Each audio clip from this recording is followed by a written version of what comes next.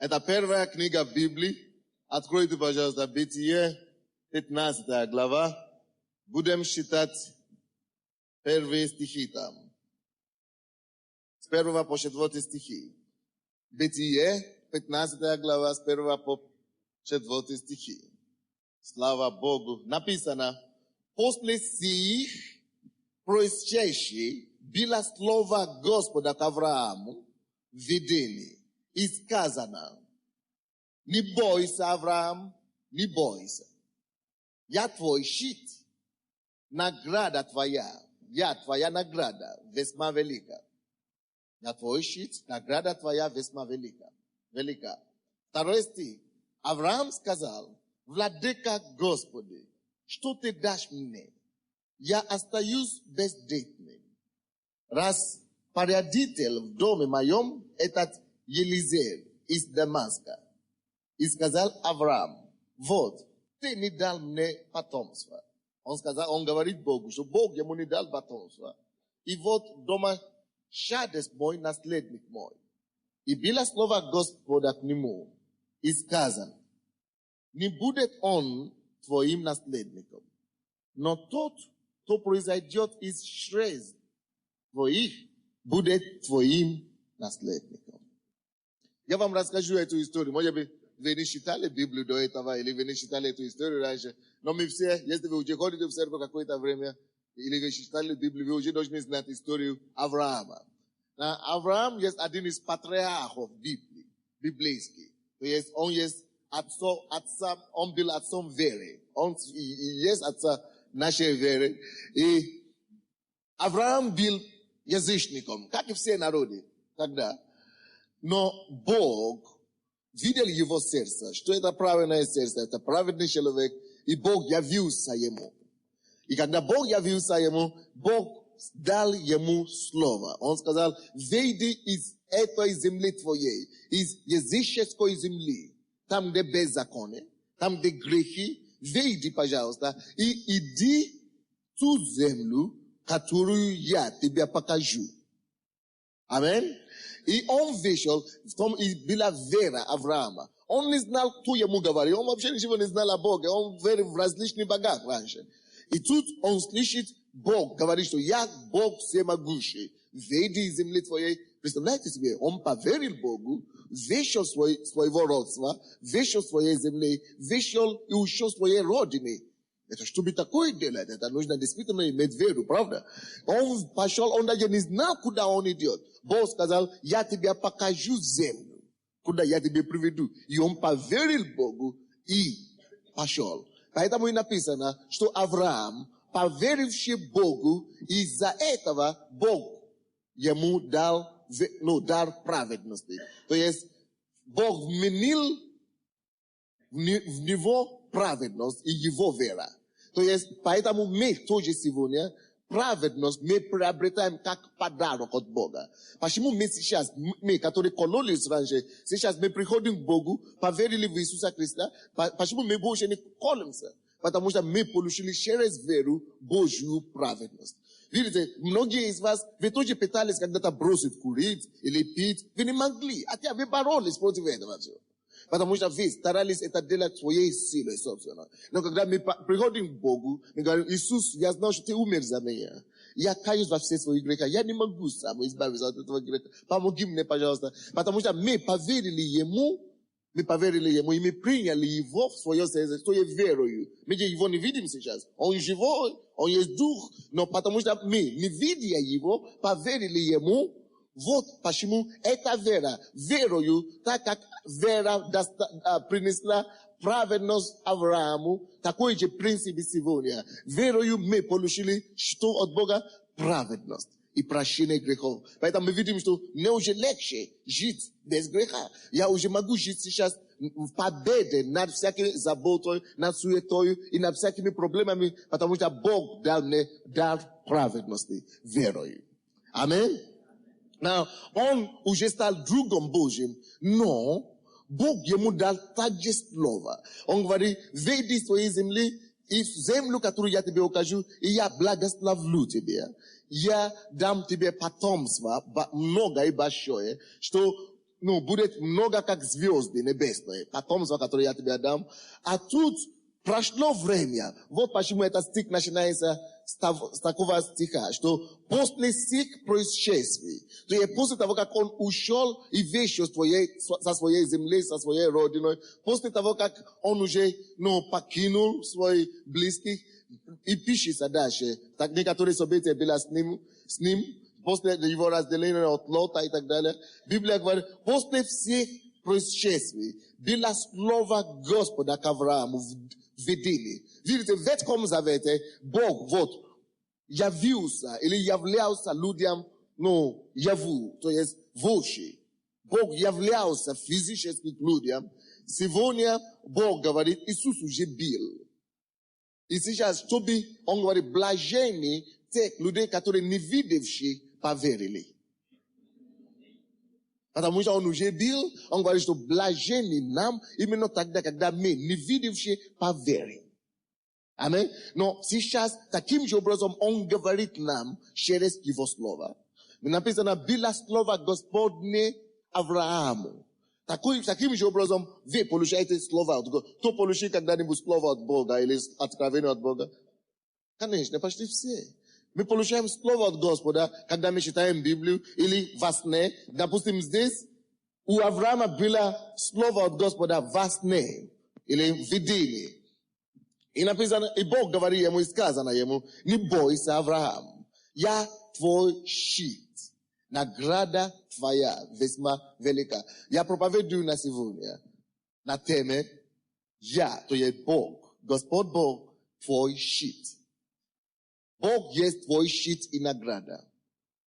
Почему Бог явился Аврааму, именно почему он говорил именно эти слова Аврааму? Я вам объясню. Дело в том, что Бог сказал Аврааму, выйди из твоей земли, оставь все, что я тебе дам все. Тут Авраам выходит, и вместо чтобы он получил все, он ничего не получает.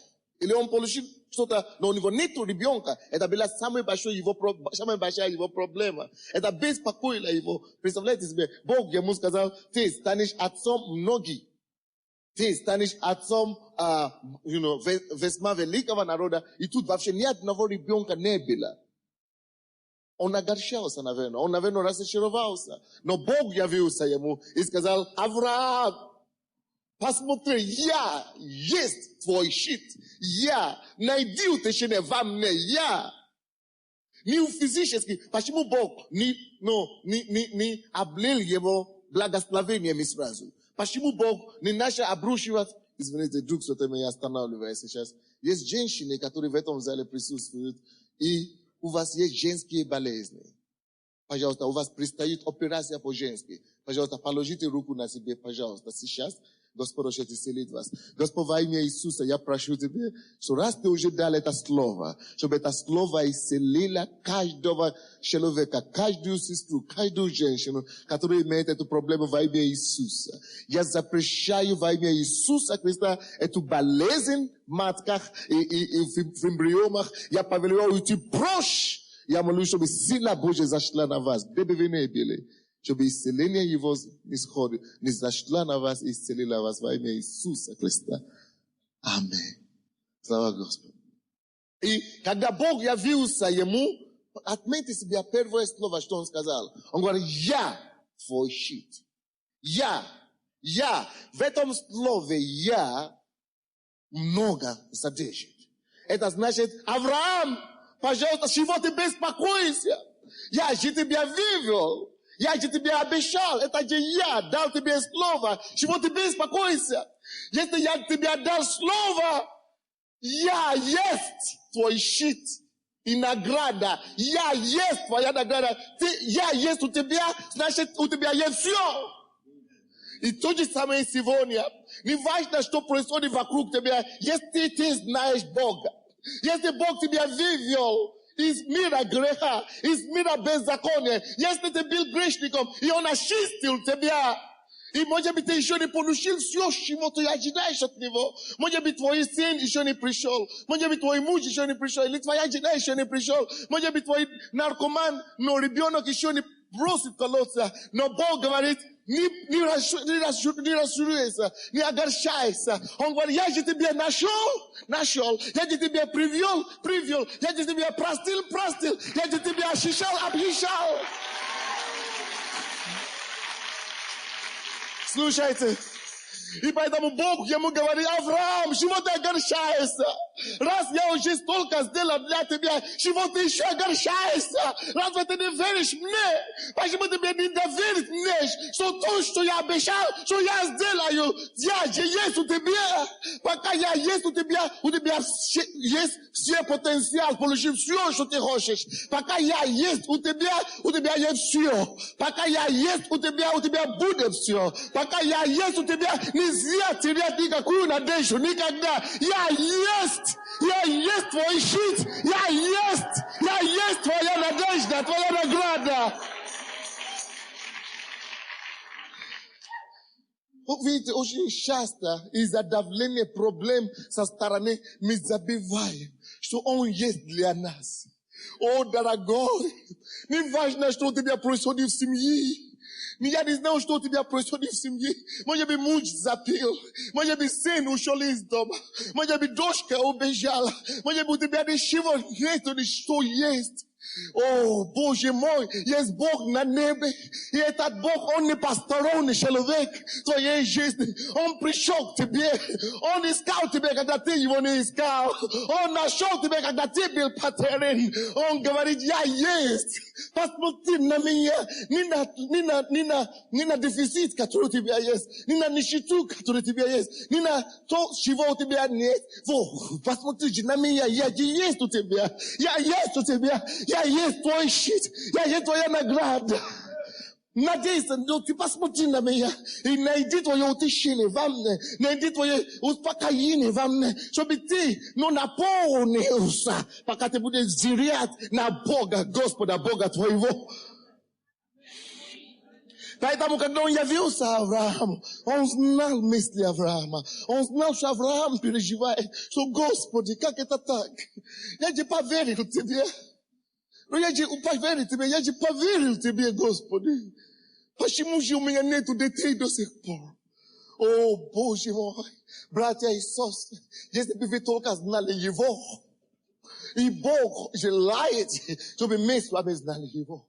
Если бы Авраам вышел и тут же получил все, он бы не имел возможности действительно проверить в Боге, действительно проверять Его. Но через эти сложные ситуации, когда мы приходим в конце нашей силы, когда мы приходим к концу нашей собственной силы, когда уже мы ничего не можем делать, вот это появляется как раз шанс для нас сказать: Господи, вот теперь я уже все, ничего не могу делать. Если Ты действительно спас меня, если Ты действительно есть в моей жизни, ну, яви свое чудо. И тогда Он приходит, и Он являет действительно Его чудо в нашей жизни. Это вот подкрепляет еще больше нашу веру. Вот это, вот подобное явление еще тебе дает уверенность в том, что действительно ты верно пошел, ты действительно имеешь Отца. Никогда не думайте, что вы один. Даже если все совсем плохо, все против вас, никогда не думайте, что ты один. Никогда не думайте, что Он покинул тебя. Нет, Он говорит Евреям 13:5, что я не покину вас, и я не оставлю вас. Серьезно. Он дал слово. Это же не Сонде обещает вам. Это же не Виктор, это же не кто-то обещает вам. Это же Бог, богов, всемогущий Бог, создатель неба и земли. Это же Он говорит: я не покину тебя. Это же не человек, чтобы Он лгал. Это не сын человеческий, чтобы Он изменялся. Он же не изменяется, Он же не обманывает, Он же не меняется.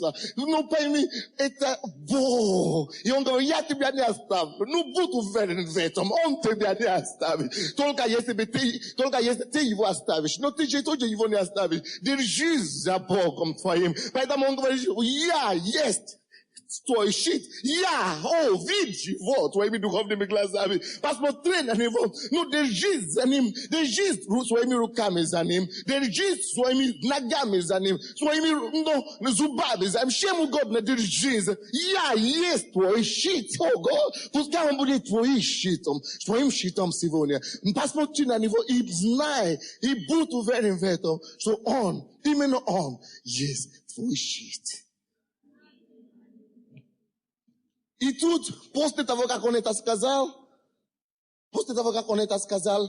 Аврааму, но насколько у Авраама уже такое сомнение уже посеяно, уже такое огромное сомнение было посеяно, Авраам сказал, ответил ему во 2 стихе, «Владыка Господи, что ты дашь мне?» Он спрашивает, что ты дашь мне? Я остаюсь бездетным. Видите, он переживает настолько, что даже после слова Господа, он еще возражает ему. Я остаюсь бездетным. Распорядите в доме моем, это Елизеев из Дамаска. Видите, что он ответил? Он сказал Авраам, 3 стих, вот, ты не дал мне потомство. Видите, он уже говорит Богу, ты мне не дал потомство. А вот, домашадец мой, наследник мой. Видите, это его раб. Его раб. Он уже утешает себе этим, что раз у меня есть это хороший раб, я его поставлю своим наследником, раз Бог мне не дал наследника. Хотя Бог обещал ему. Братья и сестры, очень часто так и происходит в нашей жизни. Мы с вами часто, ну, как вам сказать, часто берем вторичное, второклассное, как это вам сказать, второстепенное. Мы часто из-за нетерпения, из-за отсутствия, веры в Бога, из-за, отсутствия терпения, мы часто остаемся и получаем второстепенное вместо, чтобы дать первичное. Мы говорим, о, Господи, я не знал, я возьму этого раба, пускай он будет мне наследником. Кто тебе сказал, что это есть Божий лучший план для тебя? Я не знал, какие-то давления пришли на церковь, я не знал, я лучше уйду. Уйдешь? Кто тебе сказал, что туда, куда ты уйдешь, это твое место? То есть Авраам уже был в такой ситуации, что он уже даже готов второстепенное, вторичное взять за настоящим. Зачем тебе взять фальшь за оригинал, когда есть оригинал? Зачем тебе взять ребенка, раба, и усыновить ребенка, когда Бог может тебе дать собственного ребенка, твоей крови? Часто терпения у нас не хватает. Вы слушаете? Часто просто зачем тебе, то же самое, это не важно, где ты находишься, может быть, ты бизнесмен. Говоришь, мы молимся постоянно в церкви, что Бог должен улучшить наш бизнес, или должен понять нас, дать нам контракт и так далее. Но почему-то что-то не получается. Но я пойду на эту сделку, я все равно, ничего, все равно я что-то получу оттуда. Раньше ты что-то получишь оттуда, $1000. Что такое $1000? Бог же, ему принадлежит все золото и серебро. Бог может тебе дать такую сделку на 1 миллион. А ты 1000 еще и радуешься. То же самое с молодыми людьми. Говорят, я не знаю, мне уже 20 лет, или 30 лет, или сколько, 40 лет, я жду, я молюсь за волю Божию. Господь, дай мне мужа, дай мне жену, дай мне того. А я не вижу подходящего. Не вижу. Значит, кого-то условлю на улице.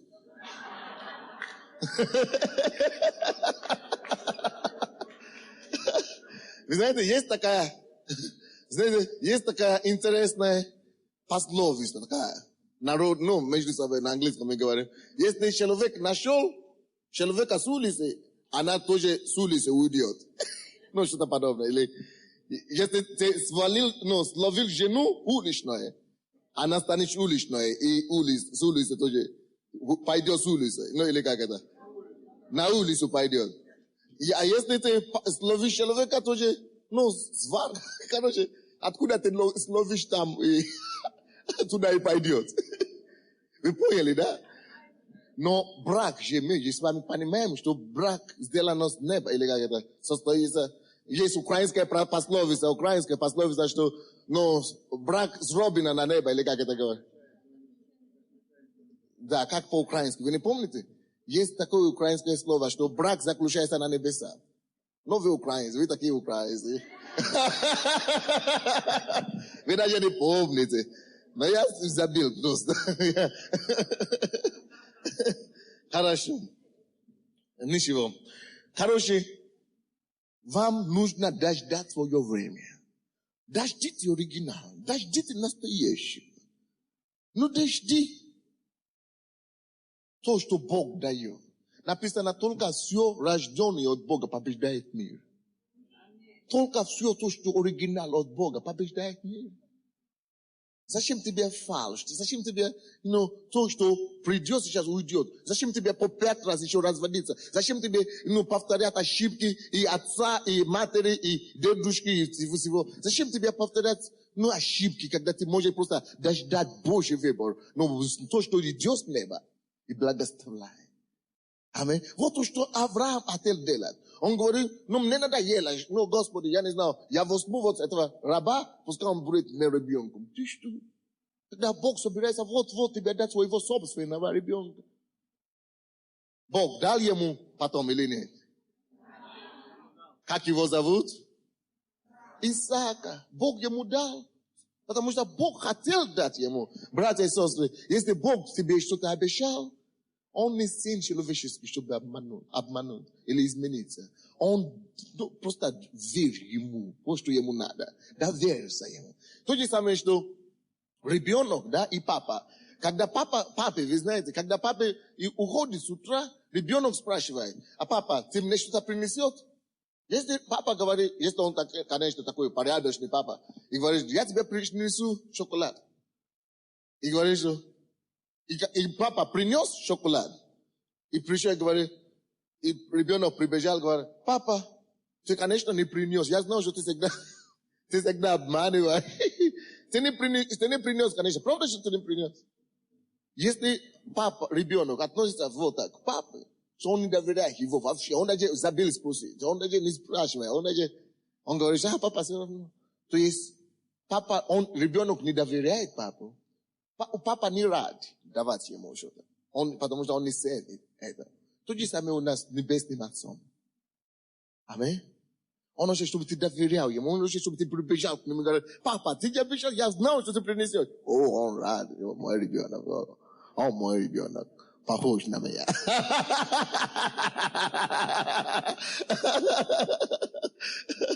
Короче, это то, что Бог хотел от Авраама. И когда он сказал, я возьму раба и превращу его в своего наследника, Бог сказал ему, что ты делаешь?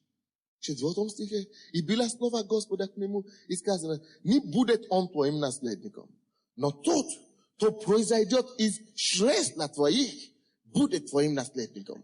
Я тебе дам. Братья и сестры, Бог говорит Аврааму, не бойся, я твой щит. Братья и сестры, посмотри на ту вещь, которая заставляет тебя бояться. Посмотри на ту ситуацию в твоей жизни, которая тебя заставляет смущаться, страшиться сейчас. И скажи этому обстоятельству, этой проблеме, что нет, я не буду бояться. Бог есть мой щит. Бог есть моя награда, поэтому я не буду бояться. Он говорит, не бойся. Знаете, это, если вы читаете Новый Завет и Ветхий Завет, и вы прочтете, сколько раз было сказано, не бойся, вы найдете, что это больше 1000 раз в Библии. Потому что боязнь, слушайте внимательно сюда. Если дьяволу удастся напугать вас, если дьяволу удастся положить или вложить, или посеять страх в вас, этим страхом он открывает. Вы открываете себя для его нападки. Вернее, я вам один цитат привожу здесь. Иов, 2 главе, там Иов говорит, то, чего я страшился, то, чего я боялся, то наступило на меня, пришло на меня. Это ключ. То и постигло меня. Слушайте суть. Всякий раз, когда дьявол заставляет тебя бояться, всякий раз, когда ты боишься, то, что ты боишься, чаще всего постигает. Почему? Как это так? Потому что страх это есть ключ, который дьявол использует, чтобы открыть дверь нашей защиты душевной. И когда мы так боимся, Это значит, мы сами открыли ему дверь на тебе. И это дает ему возможность нападать на нас.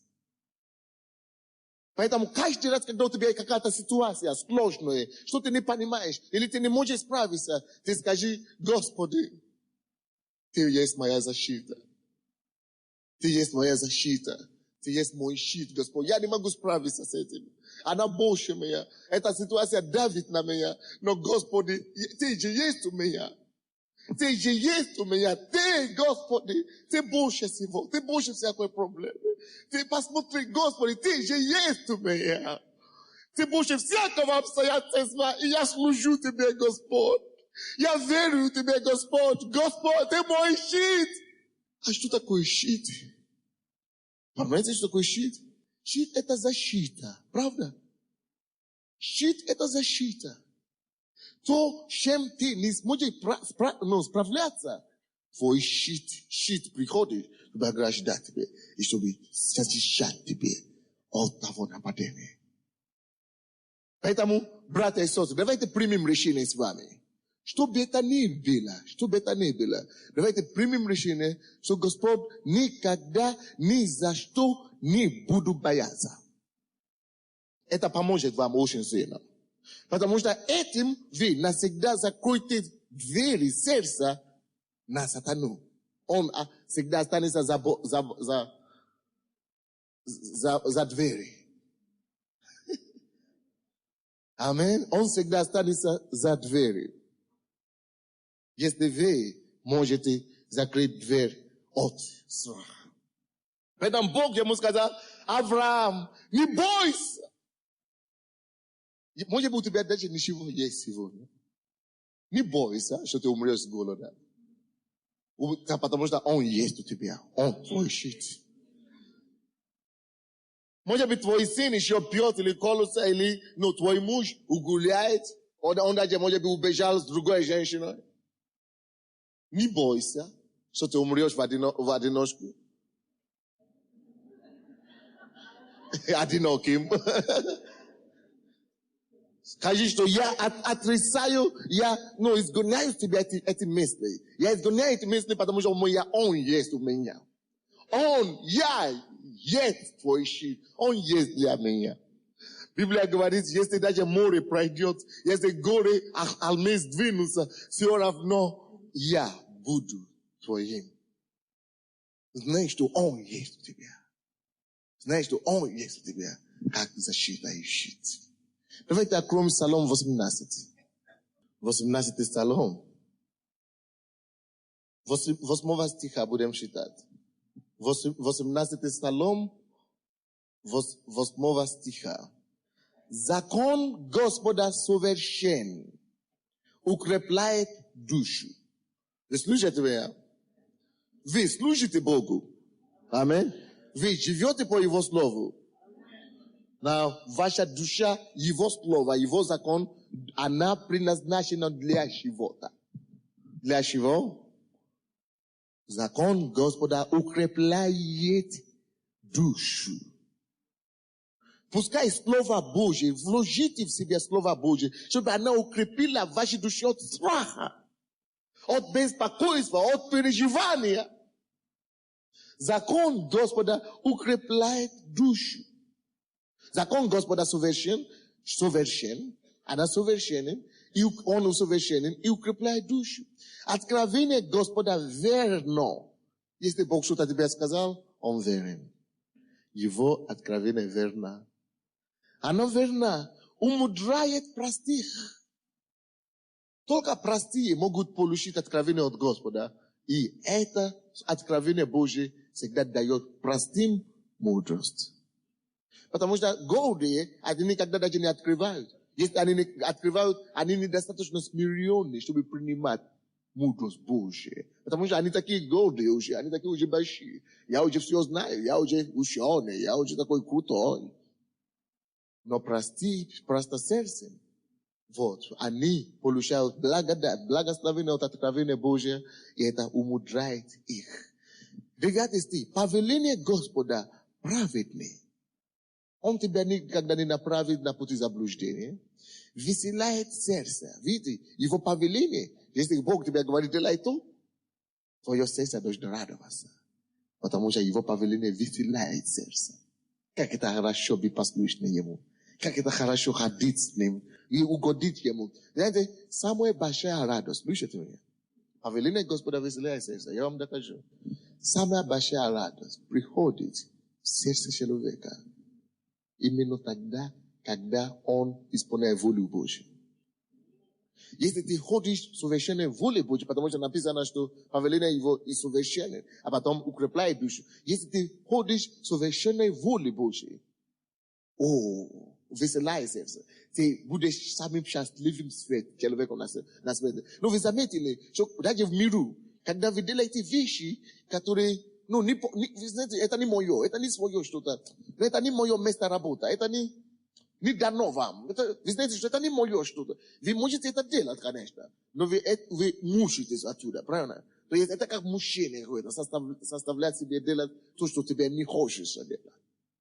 Но когда это повеление от Господа, когда это воля Божья, когда это, Господь сам направляет тебя это делать, когда это воля Господня, ты знаешь, это само по себе, когда ты начинаешь заниматься именно тем вещем, которым ты призван заниматься.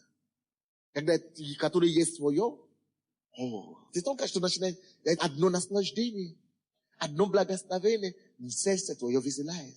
Вот что делает повеление Господа. Аминь. Она веселяет наше сердце. Правильно? Написано так, правильно? Заповедь, 9 стих. Заповедь Господа светла. Видите, она светлая. Просвещает очи. А заповедь Господа дает свет. Она просвещает. Ты становишься грамотным человеком. Это как, когда я был в Москве, я рассказывал в Ленинграде вчера, что офицер КГБ, Тарас Савелюк, 10 лет тому назад, он встретился с верующими. И он слышал, как они начали говорить Слово Божье. А он говорит, что я с 2 лет научился считать. Что мои родители, я всю жизнь читал всякие книги, все философии читал. Он, по-моему, генерал, он был в КГБ или что-то. Но когда он попал в больницу, он там встретился с верующими, баптистами. И они начали читать и цитировать ему Библию. И он говорит, я начал спорить с ними. Какого Бога? Нету никакого Бога, вы что, темные, зачем вы это? Как обычно. Он начал спорить с ними. Он говорит, а этот человек не спорит со мной, он спокойный такой. А я такой агрессивный, скрешу, а он спокойный дает. И говорит, тут цитируешь Библию, а я спорю. Я говорю, нет, это неправда. Он говорит, а внутри я знаю, что он прав. Слушайте, да он говорит, когда он начинает цитировать Библию, он говорит, я стал как вообще, первоклассный перед ним. Он говорит, у меня же весь дом заполнен книгами. Я уже все прочитал, а когда он начинает читать эти книги, говорю, я как дураком перед ним. А я поэтому начинаю ревничать и спорить с ним. Нет, это неправда.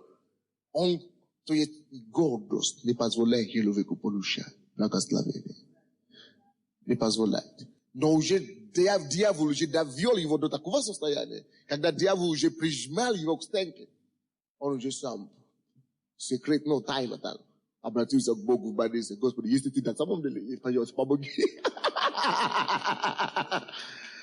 Видите, часто такие гордые люди, пока они ждут обычно, чтобы дьявол ударил им по голове, только тогда, когда они уже все, только тогда они осознают Бога. Но, конечно, мы с вами мудрее того. Зачем дождаться этого гроза, чтобы перекреститься? Когда можно прямо сейчас... Не нужно дождаться гроза, чтобы перекреститься. Можно прямо сейчас, с свежей головой приходить и просто принять Бога и просто поклоняться Ему. Аминь. Потому что часто бывает так. В основном люди ждут, пока дьявол не ударит по голове, не побегут к Богу. Зачем тебе дождать такого состояния? Аминь. Мы же с вами разумные люди, правда? Поэтому и говорится, что это заповедь Господа светла, просвещай очи.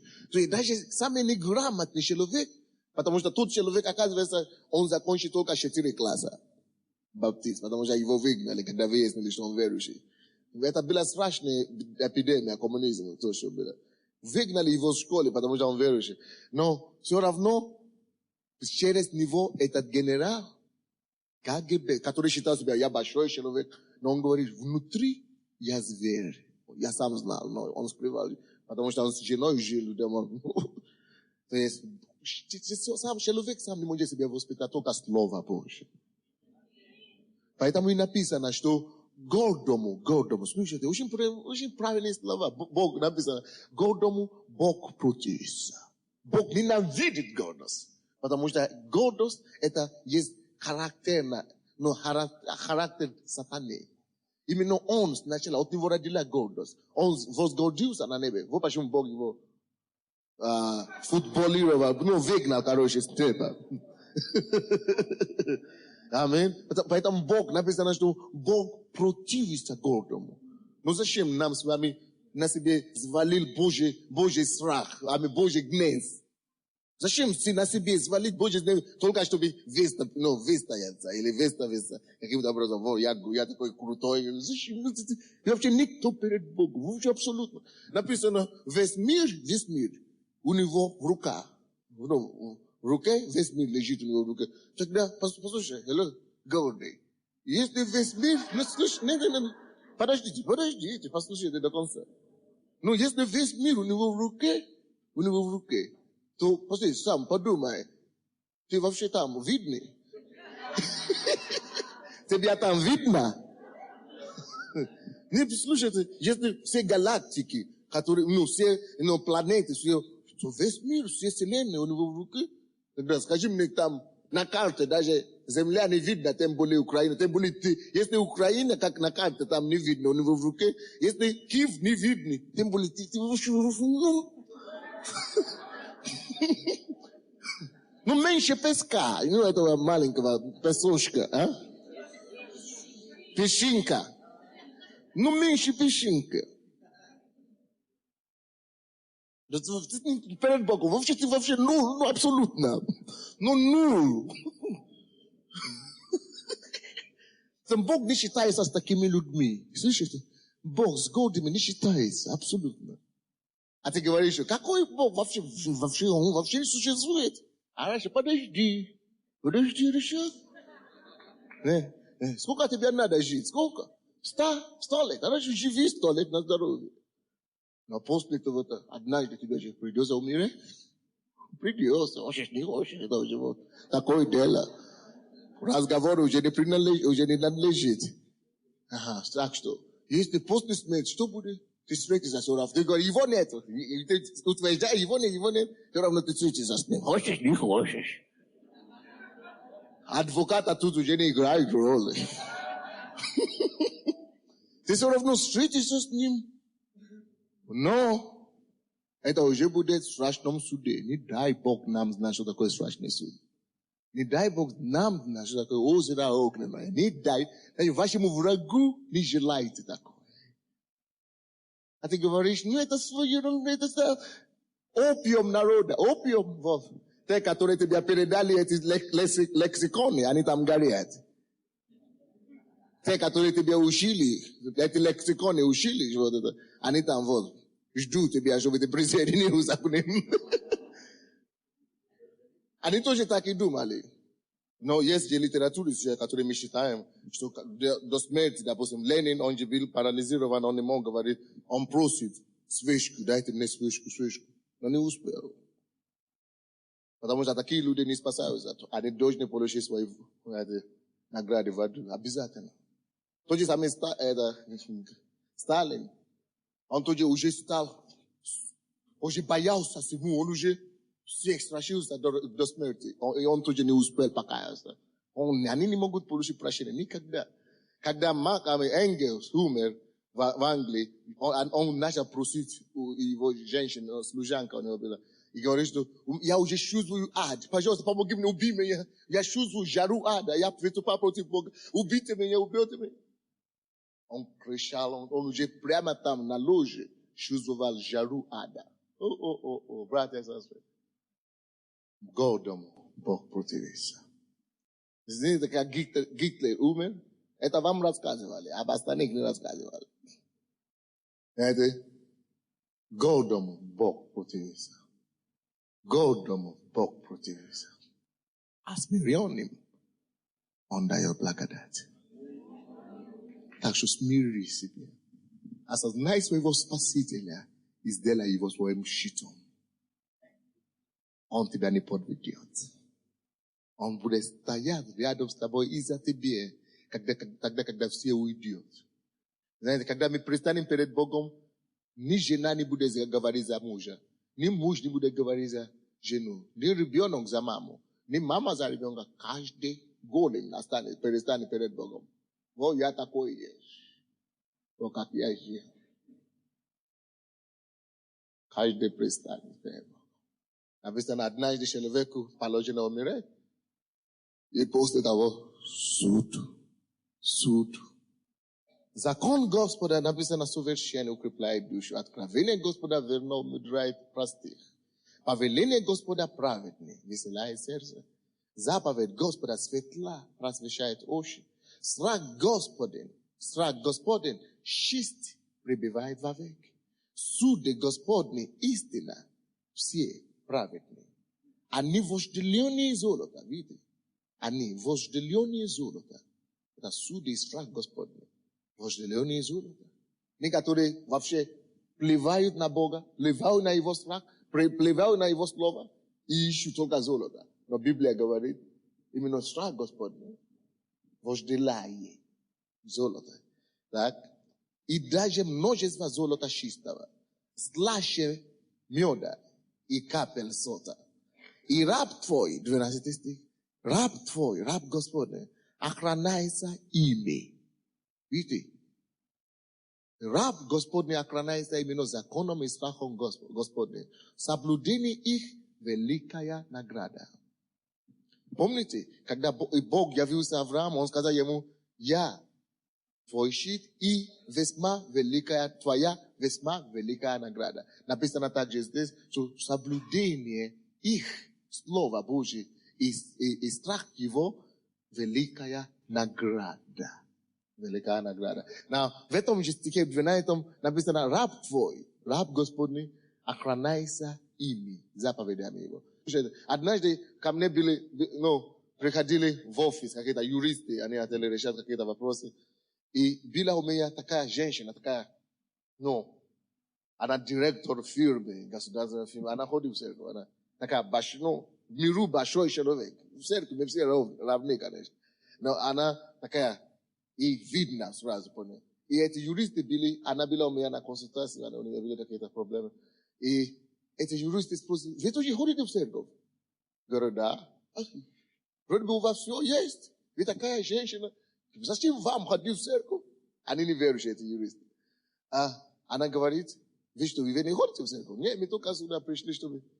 Видите, я могу вам только... Она говорит, что у вас какие-то проблемы, дети колются или пьют? Нет, муж, нет. А вы больные? Нет. Она, почему тогда вы ходите в церковь? Она говорит, я не 40 чем-то лет. И я уже за всю жизнь уже достаточно жила без Бога, без Библии. За это время я уже настолько уже полагалась на себя.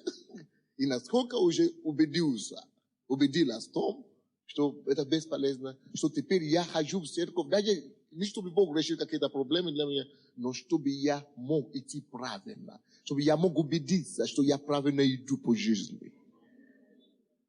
Потому что написано, что раб Господний направляется ими, то есть управляется по жизни. Как тебе идти? Практически никто не знает, как жить, как ходить, как вообще, как жить. Божий есть путеводитель в жизни. Она правильно сказала. Она сказала, я хожу в церковь, хотя бы ради того, чтобы уже не идти с дороги жизни, чтобы опять не совершать такие ошибки, которые я уже... Чтобы ради того, чтобы я могла жить и идти ровно по жизни. Хотя бы ради того стоит мне ходить в церковь, чтобы слышать Слово Божие и знать, что мне не стоит делать. Просто идти ровно по жизни. Мудрое слово, правда? И это подтверждает то, что здесь написано.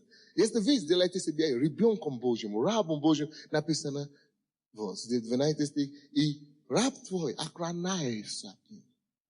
Слово Божье, заповедь Божья, слава Господня, знай, как охранять Божьего человека, и тебя будет вести по жизни.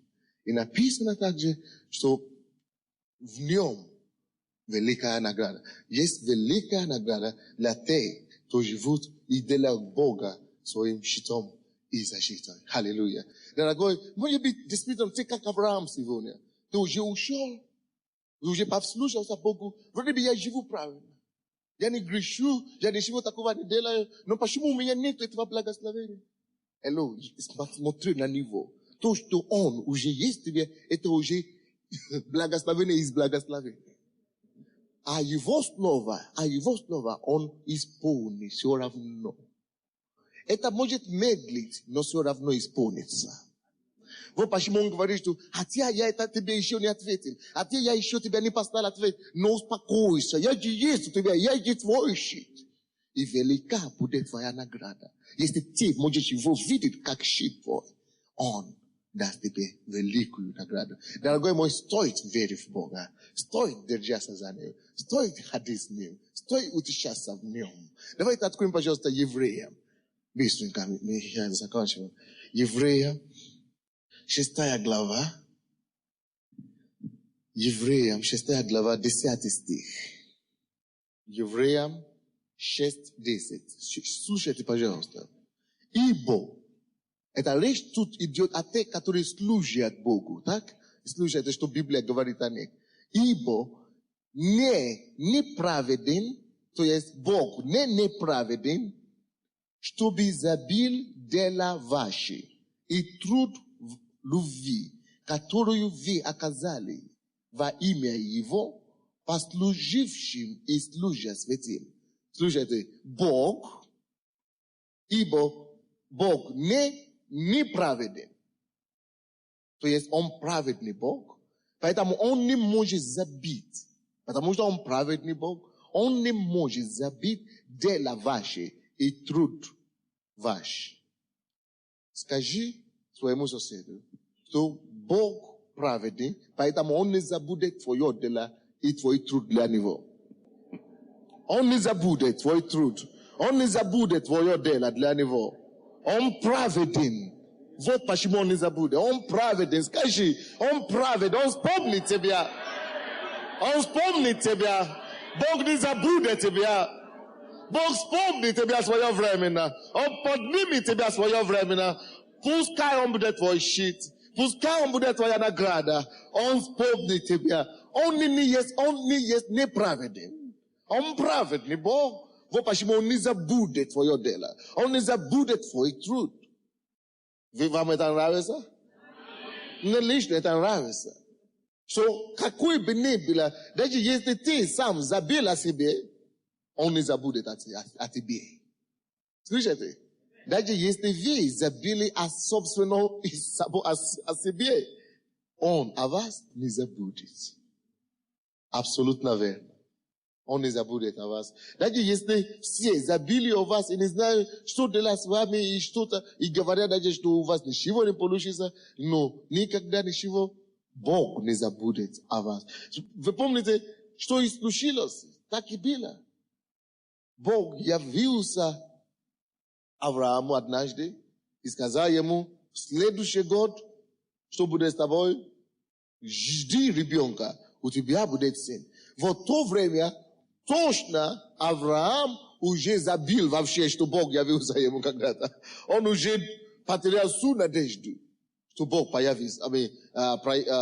Еще может вспомнить его или что-то делать для него. Но Бог, даже тогда, когда он уже не надеялся ни на что, Бог явился ему. Потому что хотя Авраам уже потерял, может быть, надежду или веру, он продолжал держаться за Богом. Он все равно я буду ему служить. Даже если он мне не дает ничего, даже если он не сына мне не дает, все равно я буду верный ему. Все равно я ему буду служить. Из-за его этого упрямства, вот такое упрямство, что я буду ему служить все равно. Он продолжал все равно служить. Бог в свое время вспомнил его и дал ему Исаака. Now, слушайте, почему вы думаете, что Авраам, вообще израильский народ, евреи, есть евреи, вы согласны с тем, что евреи вообще, любой стране, в Америке, или евреи есть евреи, любой государство. Короче, вы верите, что евреи действительно благословенный народ? И я вам скажу почему. Потому что Бог сказал, я не забуду ваш труд и ваши дела любви, ваши дела и ваш труд любви. Слушайте, даже, если ты не увидишь то, что ты делаешь, то, что Он тебе дает обратно, то Он не может быть неправедный, раз Он не может быть, чтобы не исполнить свое слово, раз Он не может отрицать себя, даже в твоих потомках, в твоих внуках и так далее. В следующее поколение, через поколение, Бог все равно вспомнит. Он будет продолжать проявлять его верность, даже поколение. Почему вы думаете, что Авраам, эти евреи, благословленные люди? Брат однажды сказал, что я никогда не видел бедного еврея, потому что это не свойственно им. Бог, потому что Бог из рода в род, слушайте, из рода в род Бог благословляет их. Это не потому что они такие хорошие, но потому что их преды верили Богу. Предки верили Богу, и Бог дал им слово, поэтому Бог обязан сохранить его слово для их поколения. Но слушайте, есть некоторые тоже в этом народе, не евреи, русские или украинцы, которые их родители, предки, строили церковь, православную церковь, или верили в Бога, поколение. И потому что эти предки верили в Бога, благодаря их вере, многие из нас даже сегодня мы получили спасение.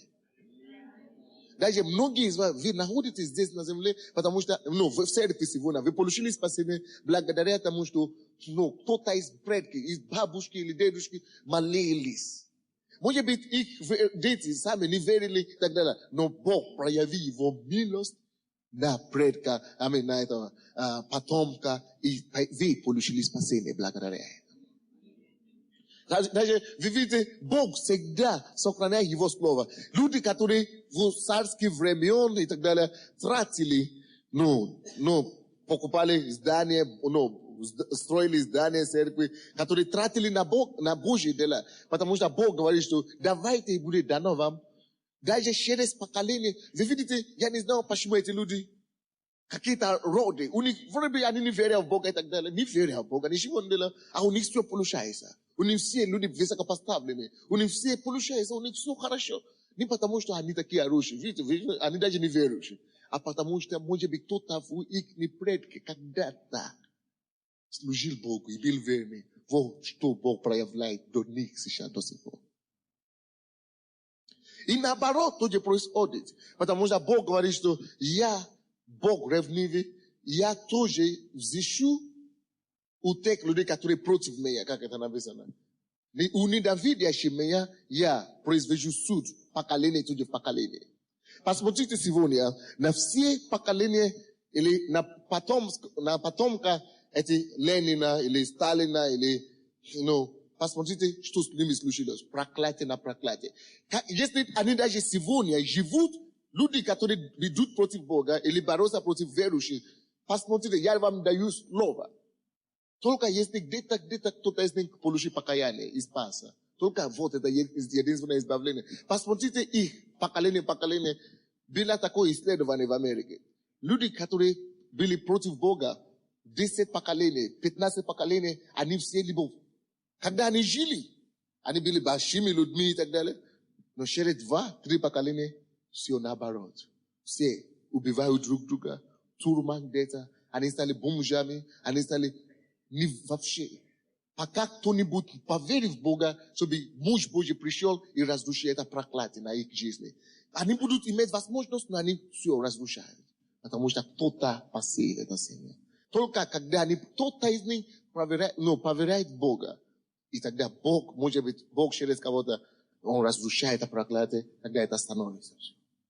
No, благословение начинается. То есть никто, то, что человек сеет, то бы он не был, что бы человек бы не сеял, он пожнет обязательно. Что бы человек не сеял, почти, если ты не пожнешь при жизни, ты пожнешь поколение следующее. Давайте посмотрим Малахия, быстренько. Малахия, 3 главу, это книга перед Матфеем. Последняя книга Ветхого Завета. Малахия, 3 глава. Пожалуйста, быстренько посмотрим. Очень важные слова тут. Очень важные слова. Малахия, 3 глава, 16 стиха по 18. Пожалуйста, откройте. Очень важные истины тут. 16 стиха по 18. Открыли, да? Давайте посмотрим. Здесь написано: но боящиеся Бога говорят друг другу. Боящиеся Бога говорят друг другу. Внимает Господь и слышит это. И перед лицом Его пишется памятная книга о боящихся Господа, ищущих имя Его. О чем здесь слушайте? Боящиеся Господа. Они говорят: нет, я не могу так поступать, потому что очи Господа видят это. Нет, я не могу так говорить, потому что Бог меня слышит. Нет, я не могу вот так поступать, я не могу вот так жить, потому что Бог меня видит. Потому что он боится Бога. И слушайте, он боится Бога. И он знает, что перед Богом в лице Господа есть памятная книга о боящихся Господа. Алло? Хочешь, не хочешь? Бог пишет. Он датирует, он записывает, он фиксирует всю свою жизнь. Хочешь, не хочешь. Однажды ты попадешь на небо, вот огромная картина будет. Вот как ты жить. Ты сам будешь видеть и удивляться. Но те, которые боятся Бога, это не только большая книга, но это будет особенная книга, которая пишет их жизни. Те, которые боятся Его и ждут Его. Дальше читайте 17 стих. И они, вот боящиеся Господа и ждущие Господа, написано 17 стих. И они, Бог говорит уже теперь, они будут моими. Слушайте, они, ждущие Господа, будут моими, говорит Господь Саваоф. Они будут моими собственностью моею, тот день, который я заделаю. И буду миловать, Бог говорит, и буду миловать их. Буду миловать их. Как милует человек сына своего. Буду миловать, как милует человек сына своего, служащего ему. Алло? Если ты служишь Богу, что бы ни случилось, вредные дни ауса, дни печали, дни, какие бы ни были дни, Бог говорит: я буду вспоминать о них. Потому что они служат мне. Послушайте, самое интересное. 18 стих. И тогда, Бог говорит, и тогда снова увидите различие между праведником и нечестивым, между служащим Богу и неслужащим Ему. Алло? Это не будет так продолжаться навеки. Что неправедные, нечестивые будут процветаться, а праведные будут страдать. Не всегда так будет, дорогие. Не всегда так будет. Держись за этим словом. Держись за этим словом. Запомни это словом. Он говорит, придет день, и он произведет различие между служащим Бога и не служащим Ему. Будет разница. И всем станет ясно и четко, кто служит Богу и кто его не служит. Божья рука проявит это. И все станет ясно, все станет на свое место. Потому что Бог вспомнит тогда служащего Ему. Так что не огорчайся ни за что. Даже мне нравится быть в это самое откровение, книги Откровения, когда Иисус говорит, Он говорит, кто имеет ухо, пускай слышит то, что Дух Святой говорит, да? Кто имеет ухо, пускай слышит. А кто не хочет, пускай не слышит. Он говорит, но я приду скоро, гряду скоро. И что-то там интересно сказал где-то, которое мне заделало однажды. Он говорит, делающий добро, продолжай, пускай продолжай. de la uși zlo, puskai produžajti. Ja gredu skora. Ima ja nagrada sa mной. Дорогой мой, служить Богу, это не трата времени. Служить Богу, это не просто какая-то бездарное занятие. Слушайте, он говорит, если кто делает добро, продолжай делать. Я приду скоро, награда моя с тобой, со мной. Дорогой, есть награда за праведность. Слушайте, он явился Аврааму и сказал, я твой щит, уповайся на мне, и велика будет награда твоя. И эта награда настолько велика, что до сих пор всех знал евреев. Потому что они его дети. Вот награда его праведности. Дорогой мой, слушай. Ты не теряешь свое время, когда ты веришь и служишь Богу. Время придет, Бог сделает отличие между служащим и неслужащим. Дорогой мой, о Год, Бог, Он не неправедный настолько, чтобы забить о твоем труде и о твоем деле любви. Нет, он не неправедный, он праведный, поэтому он вспомнит о твоем труде. Поэтому он говорит, что делай, продолжай делай добро, потому что я приду с твоей наградой. Дорогие мои, Бог, он не садист, он не эксплуататор, он не буржуазия, он не буржуа, который эксплуатирует тебя, чтобы тебя не дать ничего потом. Нет. Каждому по труду. Он даст тебе награда за труд твой. Он даст тебе вознаграждение за дело твое. О, Год, он говорит, я иду, и награда моя со мной. Награда моя со мной. О, дорогие мои, стоит иметь его как свой щит. Стоит надеяться на него. О, Год, стоит верить ему, когда все разворачиваются. Стоит держаться за Иисусом. Стоит верить в него, даже когда все против тебя. Стоит держаться до конца. Авраам сказал, Господь, ты мне не даешь ничего. Ты говоришь, что я буду отцом многих народов, но у меня ничего нет. Я возьму раба. Не возьми раба, пожалуйста, я прошу тебя, держи еще. Я твой щит.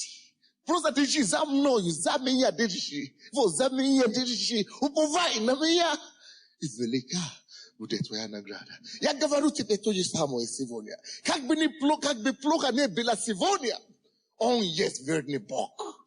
Как бы отрицательно тебя не было сегодня, ты можешь посмотреть на него и говорить, ты, Господь, я уже никого не верю, я уже никаких статистик не верю, но в тебе стоит верить, я буду верить. Потому что он не неправеден, чтобы забить, он не забывает. Ты можешь забить, но он не забудет.